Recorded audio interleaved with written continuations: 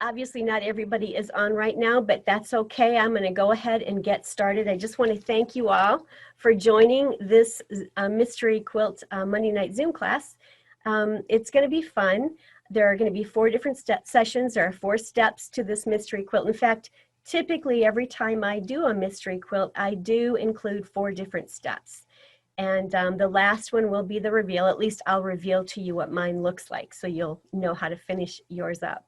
And I do want to mention that what I'd love to do is create a video of all of the quilt tops from all of you, so that I can show it out on my website or on Facebook. It would be fun to have a quilt show of all of the fall fields of 4. And I'm hoping that I will see everything from modern to traditional and everything in between. So I'm looking forward to that.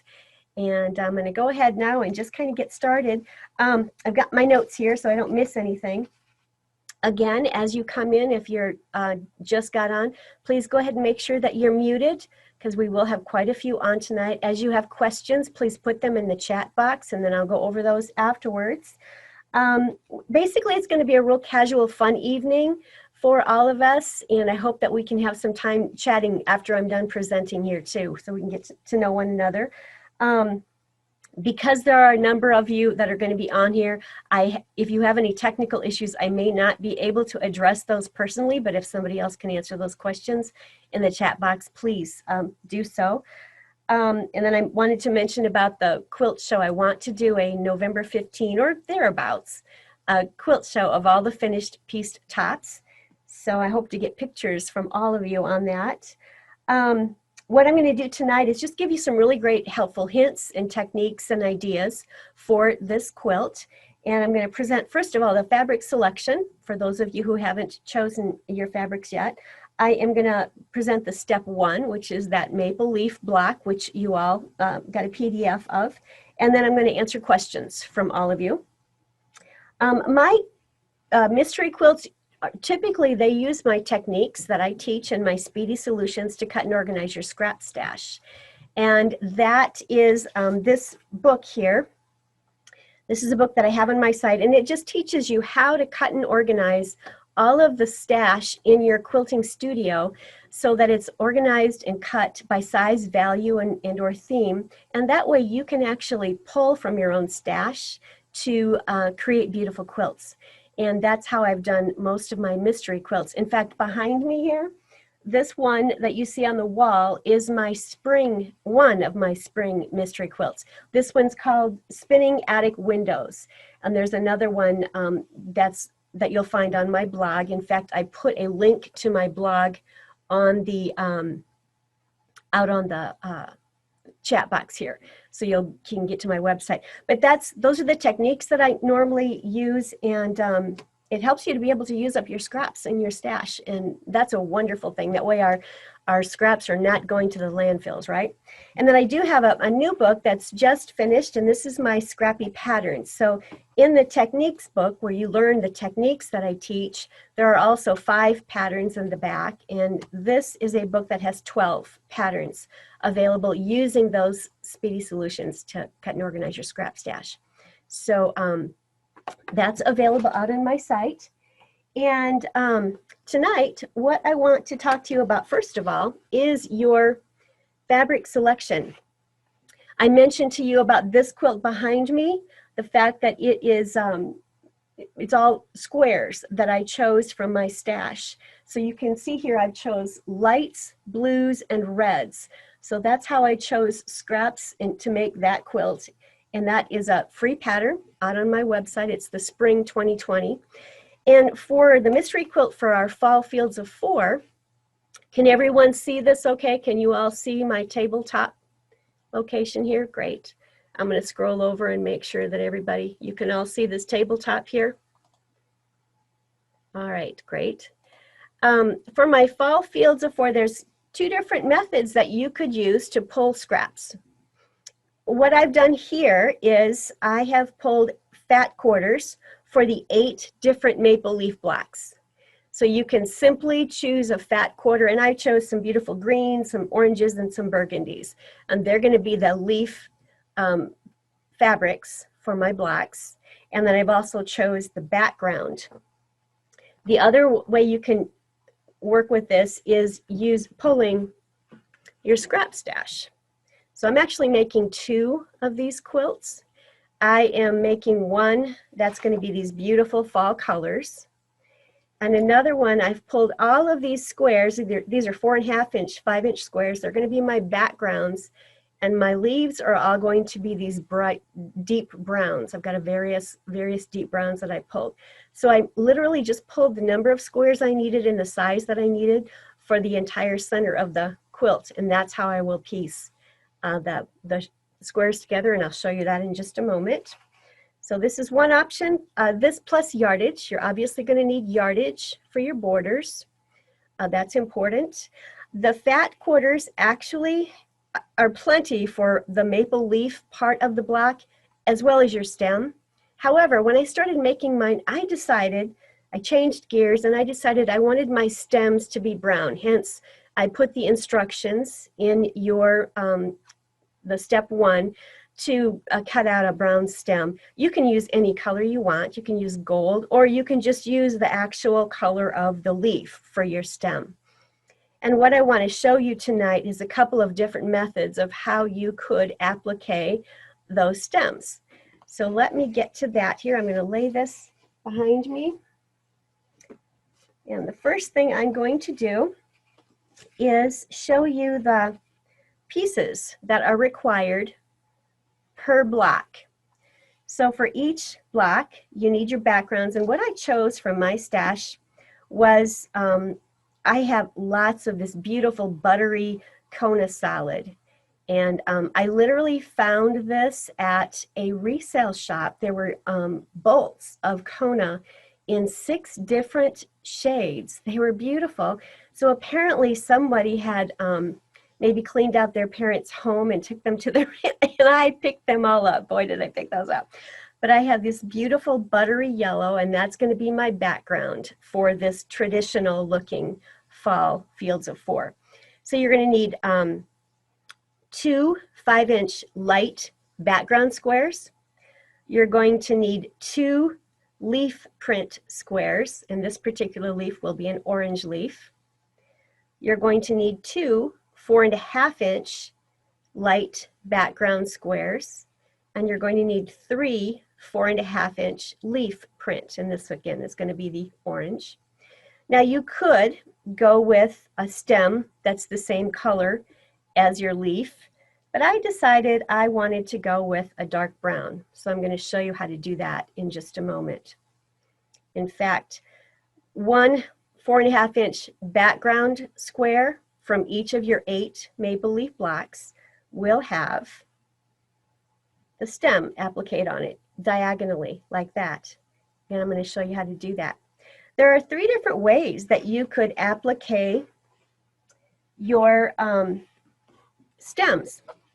You can simply fuse them if you would prefer. You don't have to go through the steps involved in using the clover loop pressing bars and so forth. You don't need to do that. You can simply take a 6.5-inch square, put some fusible interfacing on the back of it, cut out maybe 1/2 inch or 3/4 inch strips if you prefer, and fuse them diagonally on your, let me grab them again. You could fuse them diagonally onto your background square. That would be a simple way. Or you can use this method. Do any of you have these clover loop pressing bars? Shake your heads if anybody does. I'm going to scroll through here. No, nobody has those. Okay, well maybe you won't be using these then, but they're wonderful tools to have whenever you're trying to make any bias trims and so forth. They come with a variety of different sizes, and you can press right on these. So I thought I'd show you how you can use them. And again, if you're interested in, they're called clover loop pressing bars. And you simply, for the stem, you can either do your stem in the color of your maple leaf, or you can do your stem in brown, as I have done. What I did for my brown stems that I'm using for all 8 of my blocks is I took a brown fat quarter and I cut strips that are 1.5 inches wide by the lengthwise of the fat quarter. And I just cut 3 of those strips. And I had plenty for my 8 blocks. And what I did then is I folded the 1.5 inch strip wrong sides together or right sides out. And then I simply stitched a 1/4 inch seam allowance, as you can see there. And then once I did that, I cut away at least 1/8 inch. Can you see that? I got rid of at least 1/8 inch of that seam allowance. So you end up with a very narrow seam allowance. Then, depending on the size of your stem, I took the 1/2 inch and put it inside the stem, manipulated that seam allowance so that it was on the back of that presser bar, and then I can press it so that it presses flat. And I just did all 3 stems from my fat quarter that I had cut, pressed them all like that till they turned into this. So it's a beautiful, the edges are finished, and it's beautifully finished with your seam allowance in the back, and that's going to be hidden away. And you can do the same thing if you want each of your maple leaves to be the same shade as your leaf. That's something that you can do as well. And then you're just going to have to open this up. If you don't have one of these pressing bars, you could use a wooden dowel. You could use a lot of different things. If you just get it started like this, you can manipulate it on your ironing board and press it so that the seam allowance stays in the back. Or again, you can simply just fuse the fabric with a fusible and then cut it in strips and fuse it on the diagonal on your background. I like to do mine in assembly line fashion. So what I did was I started one here, just tucked it on like that, and continued sewing until I got to the end of my strip, and then I did the rest of them. And what I did was I edge stitched along each edge, and then I came back and edge stitched there and cut it. Let me show you on another one here. I'm going to move that out of the way. So here's another one. Do I have this centered here? So here is the other colorway of the quilt that I am making, and these greens, all of these greens that I pulled from my fabric stash are going to be my backgrounds. And I chose on this one to use a gold stem. Again, you can use any color fabrics you want. This is your quilt. There are no quilt police. And so what I did was, again, I made the stem, pressed the seam to the back, put it on there diagonally, I edge stitched it. And the other thing you want to do when you're done with this is cut this away, trim away that so it squares up there so you don't have a bunch of excess bulk in your seam allowance. So for every maple leaf square, you are going to have one background that's got a stem and one plain background. So you'll need that. You will have 3 of your 4.5 inch leaf prints. And then, as I mentioned before, you have 2 5-inch lights and 2 5-inch darks, or that's the leaf print for this square. This is the background and this is the leaf print. Whoops, my phone just, I think it went to sleep. Sorry about that, ladies.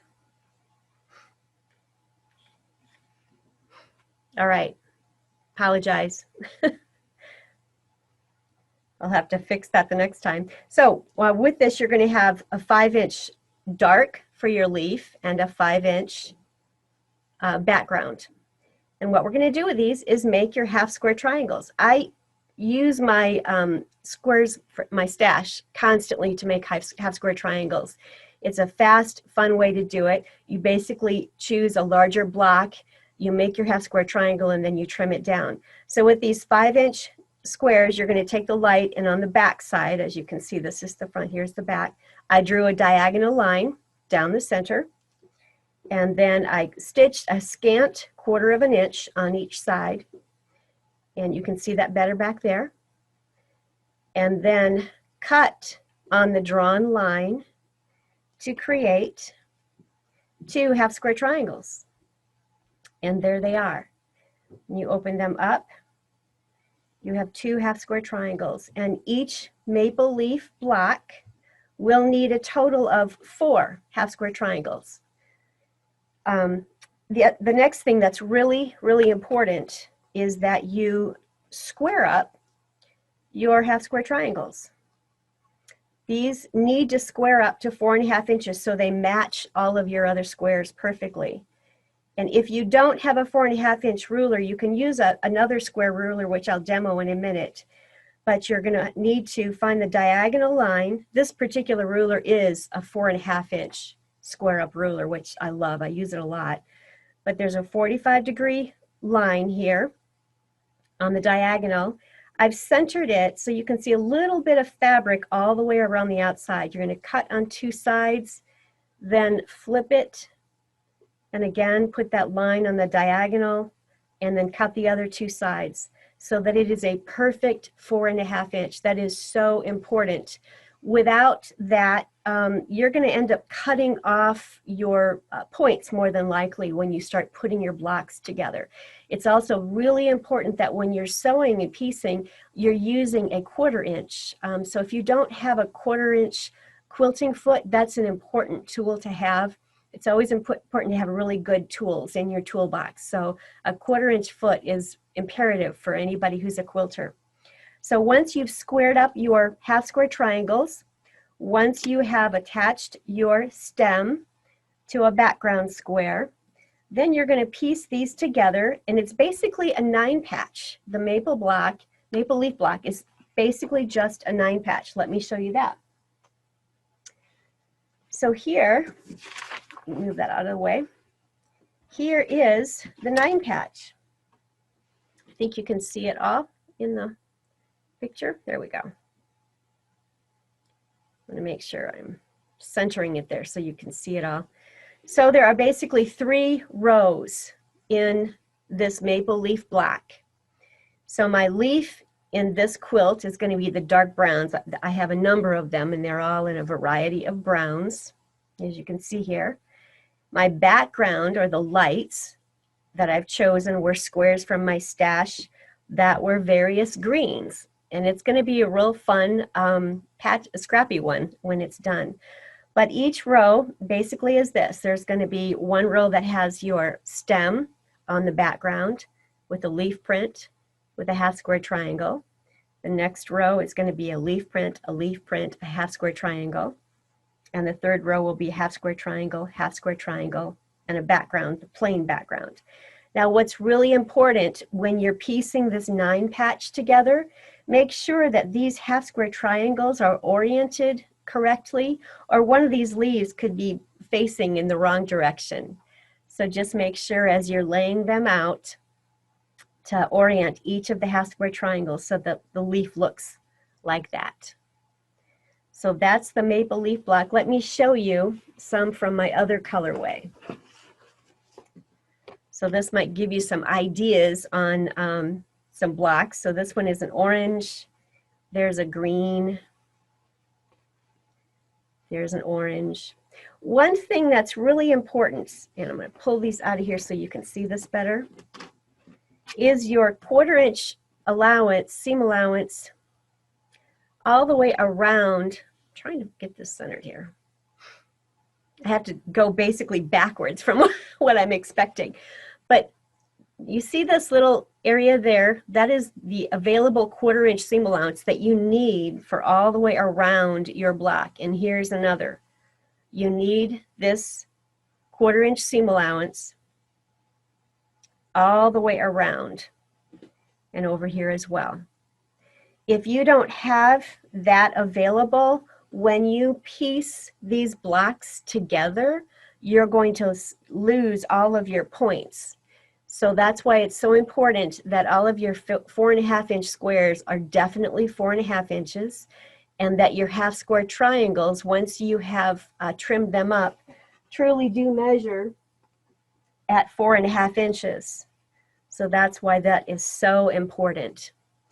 I remember on one of these blocks, I had been interrupted. I walked away and came back, and I started to try to piece one of the rows, and I noticed immediately that the half square triangle was just wonky, and I realized, oh, I haven't squared these up yet, so I had to make sure that I stepped aside and got everything squared up before I proceeded. So those are two colorways. I'm anxious to get both of these done. I think at this point we'll head off, and you all have your homework. Got work to do. It's good to see you all, and I hope to see you all next week. And send me pictures of the blocks as you finish them.